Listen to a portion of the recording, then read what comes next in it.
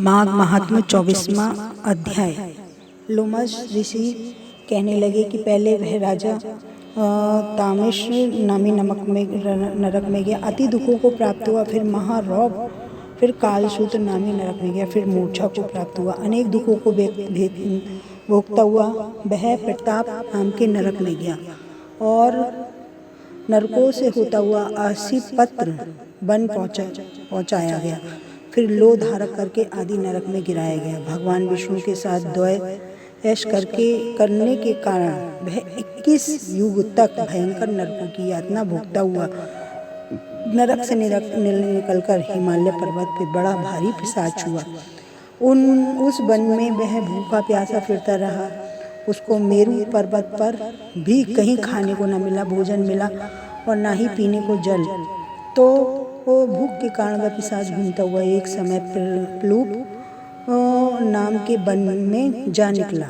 पेड़े के वृक्ष के नीचे वह दुखी होकर हाय मैं मरा ऐसा शब्द जोर जोर से पुकारने लगा और कहने लगा, भूख से दुखी मैं इस जंगल में कब तक अंत होगा। इस पाप रूपी समुद्र में डूबते मुझे कौन सहारा देगा। लोमश ऋषि ने इस प्रकार वेद का पाठ करते हुए देवद्रुति ने उसके दुख भरे वचनों को सुना और वहां पर एक पिशाच को देखा। उसकी लाल डरावनी आंखें, दुर्बल शरीर, काले काले ऊपर खड़े बाल, विकराल चेहरा, काला शरीर, लंबी सी जीभ, बाहर निकली हुई लंबे ओंठ, लंबी जांघें, लंबे पैर, सूखा चेहरा, आंखों में पड़े गड्ढे। पिशाच को देखा पूछा, तुम कौन हो? ऐसी करुणा से क्यों रोते हो? तुम्हारी यह दशा कैसे हुई?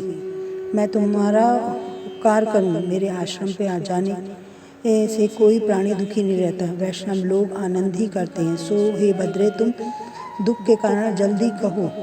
विद्वान मनोरथ पाने के लिए विलंब नहीं करते। ऐसे वचन सुनकर प्रेत ने रोना बंद करके विनीत भाव से कहने लगे कि हे द्विज, किसी बड़े पुण्य ने मुझको आपके दर्शन हुए। बिना पुण्य के साधुओं की संगति नहीं होती। जिस हरि का नाम यदि अंतिम समय में मनुष्य के मुख से निकल जाए तो मनुष्य विष्णु पद को प्राप्त होता है। जो सबका पालन करता है उसी में मैंने द्वेष किया। यह सब मेरे कर्मों का दोष है जिसके ब्राह्मण तप द्वारा प्रार्थना करते हैं। ब्रह्मादि देवता, सनकादि ऋषि जिसकी मुक्ति के लिए पूजन करते हैं। आदि मध्य अंत में विश्व विधाता और सनातन है। उस भगवान के साथ मैंने द्वेष किया।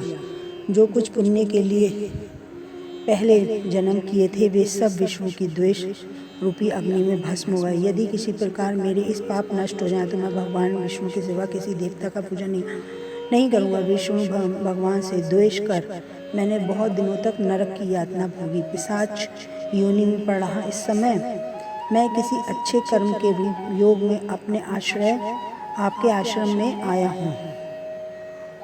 आप कोई ऐसा उपाय बताइए जिससे मेरी पिशाच योनि दूर हो सके।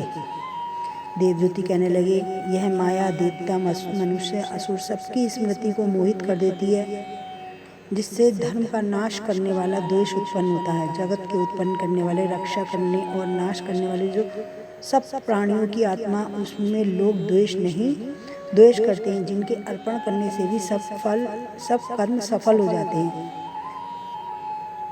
अन्यथा कुमार्ग में चलने वाले मनुष्य नरक के गामी होते हैं। इसी कारण वेद